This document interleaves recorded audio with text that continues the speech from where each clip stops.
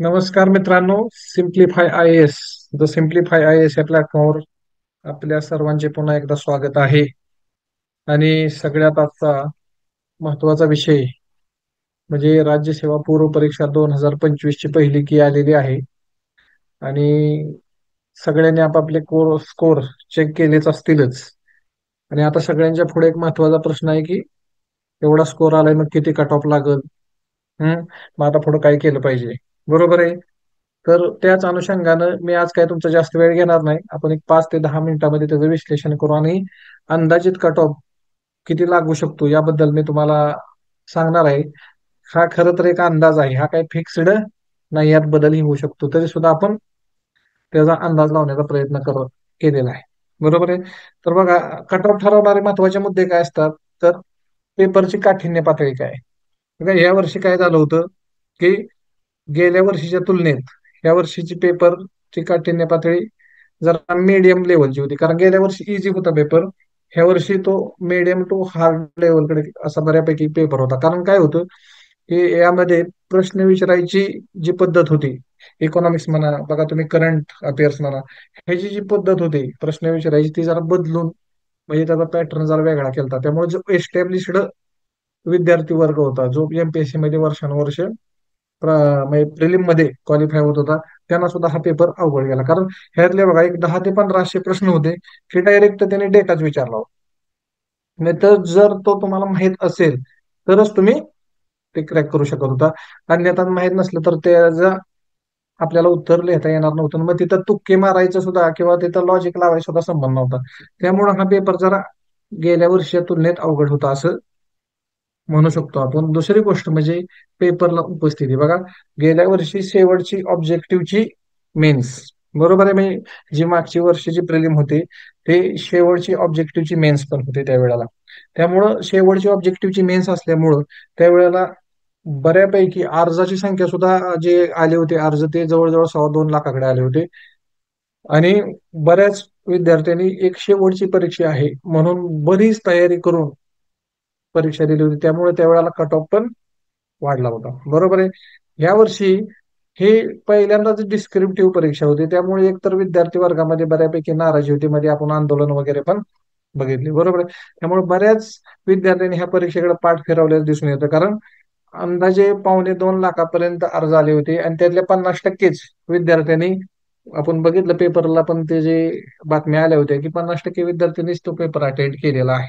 त्यामुळे एकतर ऍक्च्युअली 50% जी कॉम्पिटिशन आहे ते ह्याच टप्प्यावर कमी झालेलं आहे. ओके. त्यानंतर जागा जागा तर केवळ फक्त 127 जागा आहेत. ओके. 127 जागा आहेत. जागा कमी असल्यामुळं सुद्धा कट ऑफवर म्हणजे इम्पॅक्ट पडण्याचे चान्सेस खूप आहेत.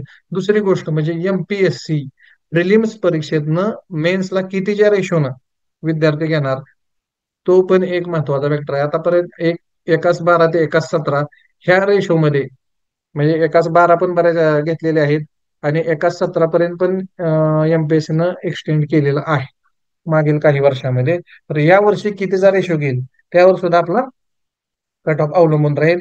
आणि दुसरी गोष्ट म्हणजे ज्या वेळेला आम्ही आता काही लागल्यापासून सर्वे करत होती आमची टीम, त्यामध्ये सरासरी मार्क्स सरासरी मार्क्स एक 2 टप्प्यामध्ये आलेले आहेत की 108 ते 112.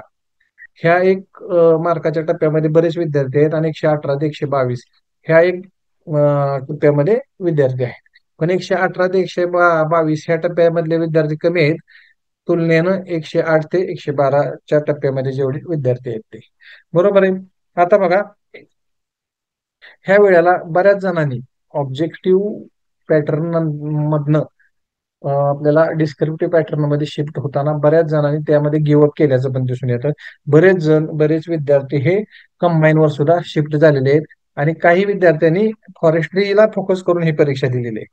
कळलं. त्यामुळे आपण एमपीएससीचा जो कट ऑफ आहे तो आणि फॉरेस्ट्रीला किती कट ऑफ लागेल त्याची सुद्धा आपण चर्चा करणार आहे. बघा काय झालेलं आहे आता की 2023 ला 2023 ला जर मी आपण जनरल अनालिसिस केलं तर 2023 ला जवळजवळ 303 पदांसाठी ऍड होती. बरोबर आहे. 303 जागा आणि त्याचं एक 16 प्रकारच्या पद होती, म्हणजे उपजिल्हाधिकारी वगैरे अशी, डीवायएसपी वगैरे अशा 16 प्रकारच्या ह्याच्यामध्ये 303 पदांसाठी ऍड काढली होती. मग त्याचं पोस्ट जर आपण केलं जनरल मध्ये, ओपनला जनरल त्यावेळेला 82 पदं होती आणि त्यावेळेला कट ऑफ लागला होता 108. ओके. आणि 2024 मध्ये 2024 मध्ये मागच्या वर्षी म्हणजे जवळजवळ 477 पदांची ऍड होती आणि त्यामध्ये जनरलला 78 पदं होती. म्हणजे ह्या 2023च्या तुलनेत जनरलला कमी पदं होती. बरोबर आहे. त्यामुळे हा कट ऑफ पण हाईक झालेला दिसतो. आणि कट ऑफ वाढायचं कारण म्हणजे त्यावेळेला शेवटचे ऑब्जेक्टिव्ह असल्यामुळे बऱ्याच जणांनी खूप अभ्यास केला होता की प्रिलिम पास झालंच पाहिजे आणि जागा जास्त आहेत, त्यामुळे तो कट ऑफ हाय गेला होता. तर यावर्षी जर आपण बघायला गेलं तर 127 जागा आहेत आणि त्याच जर तुम्ही बायफर्गेशन केलं तर केवळ 9च म्हणजे 8-9 जागाच जनरलला आहेत. किती? 8-9 जागा. आपण बघूया पुढं. 2025ला 9, हा केवळ 9च पोस्ट आहे त्या जनरलला. त्यामुळं हा आताचा जो कट ऑफ आहे या वर्षीचा जनरलचा, तो मागच्या वर्षीच्या तुलनेत सुद्धा हाईक होण्याची जास्त चान्सेस आहेत. कारण काय झालं तर बघा, फॉरेस्ट्रीला मागच्या वर्षी फक्त 4च पदं होती जनरलला, म्हणजे काहीतरी 38 जागांची का 32 जागांची ऍड होती आणि त्यांना 4च पदं होती. त्यामुळे तो हाईक एवढा झाला की 133 पर्यंत कट ऑफ गेला होता. बरोबर आहे. म्हणजे त्याच प्रकारे यावर्षी के एमपीएससी मध्ये जनरलला 9च पोस्ट आहे, त्यामुळं तो कट ऑफ 120 ±4 ह्याच्या आसपास राहील असा अंदाज, असा एक अंदाज आम्ही देतोय. कारण असा आहे की हा अंदाज आहे, हा फायनल नाही. कारण जो विद्यार्थ्यांनी परीक्षा दिलेली आहेत, बरोबर आहे, त्यांच्यावर कट ऑफ ठरत असतो.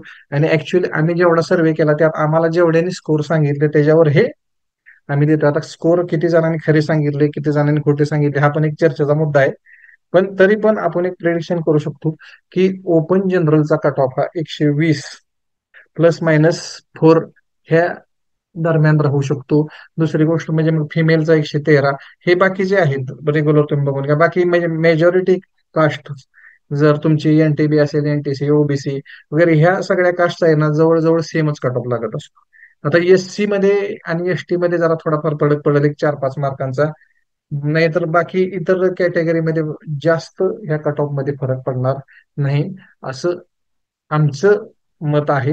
आता त्याच्यावर तुम्ही सुद्धा अभ्यास स्वतः करताय, तुम्ही सुद्धा इतरांकडे विचारपूस करत असाल, त्यावर तुम्ही सुद्धा अंदाज बांधू शकता. ओके. त्यानंतर जर फॉरेस्ट्रीच्या बाबतीत आपण बघायला गेलो तर वनसेवा पूर्व परीक्षेला 2024ला किती होते? हा 32 पद होते बघा. आणि ह्याच्यामध्ये जनरलला इथं आपण बघू बघा, अराखीव पदामधले जनरल जे सर्वसाधारण मध्ये येतात ते 4च पद होते. त्यामुळे तो एवढा हाईक झाला होता कट ऑफ की 133, बरोबर आहे, कट ऑफ लागला होता. आता ह्या वर्षी फॉरेस्ट्रीच्या मुलांचे सुद्धा बऱ्याच जणांचे मला फोन आले की सर, अंदाजित कट ऑफ याचा फॉरेस्ट्रीचा ह्या वेळेला काय लागेल. म्हणजे बऱ्याच जणांना ना ह्या मागच्या वर्षीच्या कट ऑफची धास्ती आहे, बरोबर बरोबर आहे. पण त्याची अजिबात भीती बाळगायची कारण नाही. कारण फॉरेस्ट्रीला कम्पीट करणारा जो वर्ग आहे तो होल एमपीएससीचा वर्ग नसतो, बरोबर आहे.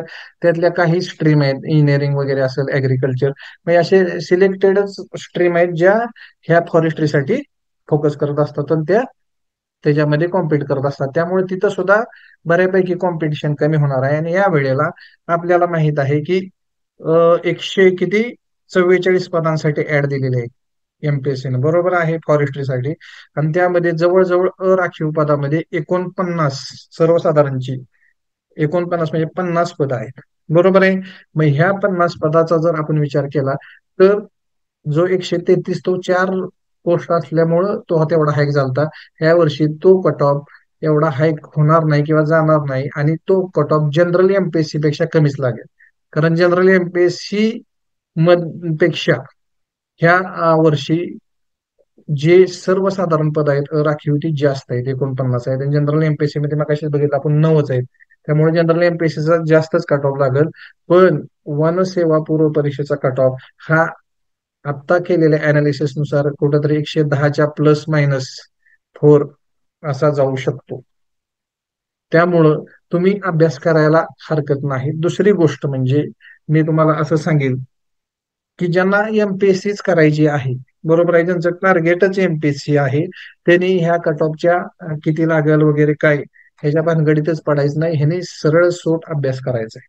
कारण तुमचं टार्गेट आहे, म्हणजे तुम्हाला ह्या वर्षी का होईना किंवा पुढच्या वर्षी का होईना, बरोबर आहे, परीक्षा देणंच आहे.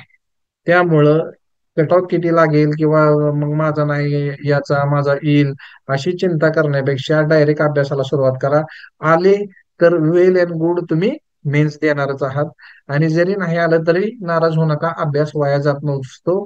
पुढच्या वर्षी सुद्धा तुम्हाला त्या अभ्यासाचा फायदा होईल. दुसरी गोष्ट म्हणजे जे विद्यार्थी असे आहेत की बाबा आता 4-5 वर्ष झाले एमपीएससी करताय, मग कुठलीही पोस्ट नाही, मग आम्ही काय केलं पाहिजे, तर त्यांनी स्वतःचा निर्णय स्वतः घेतला पाहिजे. कारण असं आहे की बाबा कंबाईनची ही परीक्षा आहे, ग्रुप सी ची पण परीक्षा आहे, आणि ज्यांना नोकरीची जास्त खरंच गरज आहे आणि ह्या पेऱ्यातनं ज्याला सुटायचे त्यांनी स्वतःचा निर्णय घ्या. मग कंबाईन वर शिफ्ट व्हा, तुम्ही ग्रुप क वर सुद्धा शिफ्ट होऊ शकता.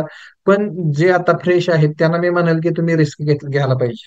1-2 वर्ष जे अभ्यास करताय तुम्ही रिस्क घ्या आणि तुम्ही एमपीएससी मेन्सचाच अभ्यास करा. ओके.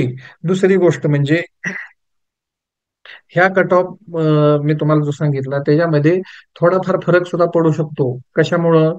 तर जर एमपीएससी ची रेग्युलर एमपीएससी ची पदं वाढली तर हा कट ऑफ म्हणजे एमपीएससीचा आपण प्रेडिक्ट केलाय तर तो कमी सुद्धा येऊ शकतो. पण जास्त त्याच्यामध्ये फरक पडत नाही, कारण कसं आहे, एक एक मार्कावर परत जसं स्कोर कमी कमी व्हायला लागतो, म्हणजे 110 वर येईल किंवा 115 वर असा ज्या वेळेला आपण कट ऑफ रेड करायला लागतो त्यावेळेला एका एका मार्कावर बरेच विद्यार्थी असतात. त्यामुळे तो कट ऑफ जास्त खाली सरकत नाही. बरोबर आहे. दुसरी गोष्ट म्हणजे मी तुम्हाला सांगेन की ज्यांना म्हणजे पहिल्यापासून एमपीएससीचा जे अभ्यास व्यवस्थितरित्या करतायत त्यांनी स्वतःच एक प्रॉपर शेड्यूल बनवा. आणि प्रॉपर शेड्यूल नुसार आपल्या कुठल्या परीक्षा आपल्याला द्यायची त्यानुसार टार्गेट फिक्स करा. आणि त्या टार्गेट नुसारच तुम्ही अभ्यास करा, जेणेकरून तुम्हाला इथनं पुढं तुमचा रिझल्ट कसा लवकरात लवकर येईल त्या अनुषंगानं तुम्हाला त्याचा फायदा होईल. दुसरी गोष्ट म्हणजे मी तुम्हाला हे सांगेन की एमपीएससी ही एकतर पेशन्स टेस्टिंगची परीक्षा आहे. तुम्हाला पेशन्स किती आहे तुमच्याकडे, म्हणजे तुम्ही पेशन्स जर ठेवले तर तुम्हाला चांगला रिझल्ट सुद्धा त्याचा भेटतो. फक्त सोडून द्यायचं नाही, आधी मध्ये काय नाही, फाटल नाही तर तुटेल, ह्याच्यावर काय होईल, काहीच होणार नाही. त्यामुळं कुणी सुद्धा घाबरून जाऊ नका. जनरल हा जो मी कट ऑफ आता प्रेडिक्ट केलाय हा केवळ अंदाज आहे, तुमचा स्वतःचाही वैयक्तिक अंदाज असू शकतो. तुम्ही त्यानुसार अभ्यासाला सुरुवात करा. फक्त अभ्यासच तुम्हाला ह्या जे एमपीएससीचं चक्र आहे त्याच्यातनं वाचवू शकतो किंवा त्यातनं पुढे नेऊ शकतो. तरी आजच्या पुरतं एवढंच. अभ्यास करा आणि हा जो प्रेडिक्टेड केलेला कट ऑफ आहे त्यानुसार त्याचा जास्त बावही करू नका. तुम्ही अभ्यास करा, आला तर वेल अँड गुड, बरोबर आहे. आणि जरी नाही आला तरी तुमच्या अभ्यासाचा तुम्हाला पुढे फायदा होईलच. ज्या विद्यार्थ्यांना अभ्यास करायचा आहे त्यांच्यासाठी एक गुड न्यूज आहे की आम्ही the simplify I S academy मार्फत आपण ऍग्रिकल्चर ऑप्शनल ज्यांना म्हणजे एमपीएससी किंवा फॉरेस्ट्री मेन्सचा अभ्यास करायचा आहे त्यांच्यासाठी ऍग्रिकल्चर ऑप्शनोल, तसेच बॉटनी ऑप्शनल आणि जीएस ह्याच्या संबंधी आपण मॉड्यूल लॉन्च केलेले आहेत. आणि येणाऱ्या 22 नोव्हेंबरला आपलं डिकोडिंगचं सेशन सुद्धा आहे. तरी आपलं ऍग्रिकल्चर ऑप्शनलचं मी इथं सांगतो की ऍग्रिकल्चर ऑप्शनल आपल्याकडे चांगली टीम आहे शिकवायला. सगळे ऍग्रिकल्चर एमएससी बीएससी झालेले आहेत आणि नवनाथ माने सर आमचे ऍग्रिकल्चर मधले आयएफएस आहेत. त्यामुळं तुम्हाला एक संपूर्ण आणि सर्वांगीण मार्गदर्शन ज्यांना ऍग्रिकल्चर ऑप्शनलची तयारी करायची त्यांना भेटू शकतं. त्यामुळं तुम्ही आमच्याशी कनेक्ट होऊ शकता. असंच नाही की आमच्याशिवाय पण तुम्ही अभ्यास करा, हे एक माझं मत राहील की आमच्याशी जरी नाही कनेक्ट झाला तरी कुठं ना कुठं तुम्ही कनेक्ट व्हा, अभ्यास करा आणि लवकरात लवकर रिझल्ट कसा तुमचा येईल ह्याच्या दृष्टीने प्रयत्न करा. धन्यवाद.